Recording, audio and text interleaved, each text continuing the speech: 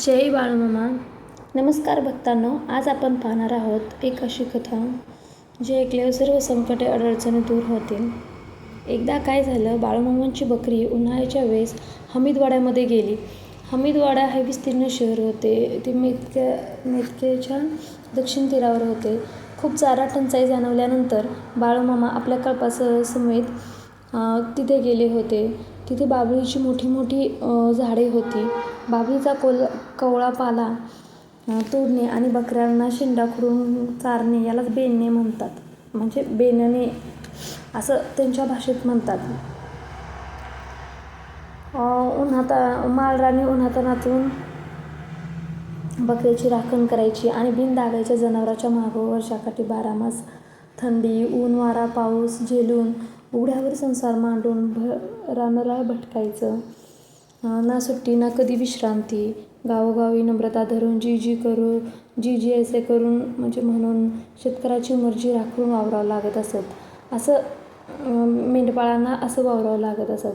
मग एकदा काय झालं, तिथेच एक बाळाबाबाजी पाटील नावाचा पोलीस पाटील म्हणजे होते मेतक्या ग्रामीण. ते बी त्यांची शेतीवाडी भरपूर होती. ती शेतीवाडीची राखण करत असत. मग एक वेळेस काय झालं, त्यांची शेतजमीन बी फार म्हणजे जास्तच होती. एक दिवशी ते त्यांच्या शेतामध्ये आल्यानंतर ते पुढे पाहतात तर एक धनगर म्हणजे बाळूमामा एक रसरशीत बाभळीचा पाला खुडून बकऱ्यासी घालत होता. ते नंतर चिलीम ओढत होता. मग ते बाळा पाटलांनी पाहिलं आणि त्यांनी रागारागाने विचारलं, कोण रे तू आणि इथे काय करतोस? ते बाळूमामा म्हणे, जी मी बाळू धनगर. ती म्हणजे बाळा पाटील म्हणतात की तुझी बाबळ काय तुझ्या बाची आहे का? कुणाला विचारून तो बेनली? आता माझे नुकसान झाले ना. मग बाळूमामा बोलतात की म्हणजे बाळूमामा नम्रपणे म्हणतात, कोणाच नाही विचारलं मी, पण मी नुकसान तुमचं झालेलं आहे ते भरून देतो. मग बाळा पाटील म्हणतात, तू काय नुकसान भरून देणार? पैसे असतील तर तू का वन भटकंती केली असती म्हणजे वन रानात फिरला असतास. तू तरी काय देणार आणि मी तरी काय घेणार? आता झाले माझे नुकसान, होऊ देच. मग तिथून बाळूमामा निघून जाती, शांतपणे निघून जाती. असले प्रसंग वरचेवर विसरून जाती पाटील. म्हणजे ते बी विसरतात पण बाळूमामा विसरत नाहीत. पुन्हा अखंड ऋतुचक्र आपलं चालूच असतं. उन्हाळा पावसाळा होय. पुन्हा बाळा पाटील शिवारी पेरतात. ज्वारीचे पीक रानामध्ये पेरतात. ते उगवतही नाहीत व्यवस्थित. पीकही वाटते म्हणजे जास्त उगवत नाही. काही होईल ते होईल, पायली 2 पायली असं त्यांना वाटत असं. पुढं सुगीत सरावेर ते कापणी करतात. शरीर कापून म्हणजे कणसे त्याची कापून खाळ्यावर ठेवतात मळणीसाठी. 200 कडबा निघलेला असतात. त्यांना वाटलं लईतले होईल 2-3 पोती रिकामी म्हणजे होतील. मग रिकामी पोती आणण्यासाठी त्यांच्या मुलाला कुशाप्पाला पाठवतात संध्याकाळी. मग छोटीशी रास दिसल्यावर म्हणजे छोटीशी साईज, मग त्यांच्याकडे त्याच्या कोंबड्या कापण्याची वगैरे पद्धत होती ना. मग ते कुशाप्पा घरी गेला आणि संध्याकाळच्या वेळेस दिवे भरण्याच्या वेळेस थोडा वेळ काढून ते मुलाची वाट पाहू लागली की आता आपण ते म्हणजे करायचं, ज्वारी करून घ्यायची. मग त्यावेळेस तितक्यातच बाळूमामा आपले येतात. म्हणजे उंच मिशीवाला काळसर उन्हात वावळी वेणणारा. म्हणजे त्यांना ते बाळा पाटलांना ते ओळखू आलतं की तेच असतील म्हणून. खांद्यावर घोंगडी, हातात काठी, डोईवर लाल रुमाल आणि मेंढरे चारत खळ्यावर शांतपणे आला. काठी टेकून उभा म्हणाले बाळूमामा की झाली तुमची मळणी? विचारणी केली पाटलास. ते म्हणतात, मळणी कशाची? 1-2 पोती होतील बहुतेक. जी आपली काळी आई देतील ते समाधानाने स्वीकारायचं. मग बाळूमामा त्यांना विचारतात की कधी भरणार आहेस तुम्ही ही रास? ती म्हणल्यात मानगत झाली की लगेच संध्याकाळीच भरणार आहे. मग बाळूमामा त्यांना म्हणतात, तू संध्याकाळी भरू नकोस, उद्या भल्या पाटेच रास भर.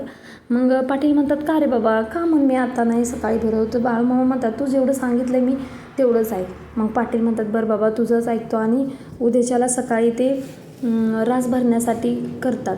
मग ते पाटील म्हणतात, ये आमच्या घरी, तुला जेवण आहे, तू जेवायला म्हणजे मामा म्हणतात, तुझं जेवण मला नाही चालणार, मी माझ्या भाच्याला पाठवून देतो, मी शुद्ध शाकाहारी आहे असे म्हणतात.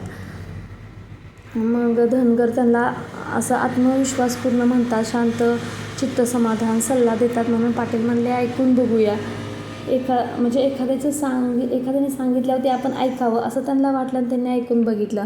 मग पाटील पुन्हा भल्या पाटेच येतात, म्हणजे शुक्रतारा यायच्या वेळेस की 2 पोतीच आहेत, भरूया पटपट म्हणून त्यांनी पहिले 2 पोती भरले. पुन्हा मुलाचे पाठवून आणखी पोती मागून घेतली. असे 4-5 वेळा करोस तर सकाळी दिवस उजळेपर्यंत ते पोती भरतच राहिले. मग अशी करत करत त्यांची 22 पोती भरली. खऱ्यावर पाटलांना आश्चर्य वाटले. त्यांना वाटलं की सायंकाळी आलेला धनगर तो लक्ष्मी स्वरूपच असावा, लक्ष्मीसारखाच असावा. मग त्यांनी त्यांना त्या म्हणजे धनगर बाळूमामाला ते शोधत सगळीकडे शोधायला लागले. प्रत्येक तळावरती शोधायला लागले. त्यांना असं चैनच पडेना की आता मी त्यांना कधी शोधीन आणि त्यांच्या पाया पडेन. मग पाटलांनी त्यांना शोधून काढलं आणि म्हणाले, क्षमा करा देवा, मी तुम्हाला ओळखलं नाही, क्षमा करा मला, मी तुम्हाला अपशब्द बोललो, हे माझा अपराध घोर झाला, तरी मला क्षमा करा. मी बाभळी पेंडल्यामुळे तुम्हाला बोललो, तरी तुमचे उपकार माझ्यावरती अनंत पटीने झालेले आहेत. मामा शांत हसत होते आणि पाटलांशी त्यांच्या डोक्यावर हात ठेवून त्यांना वरदहस्त दिला. प्रथमतःच ते मेतके ग्रामी आले आणि त्यानंतर अनेक ग्रामस्थही बाळूमामाचे निस्सीम भक्त झाले. बाळा पाटलांच्याही मामा घरी येणे जाणे सुरू झाले.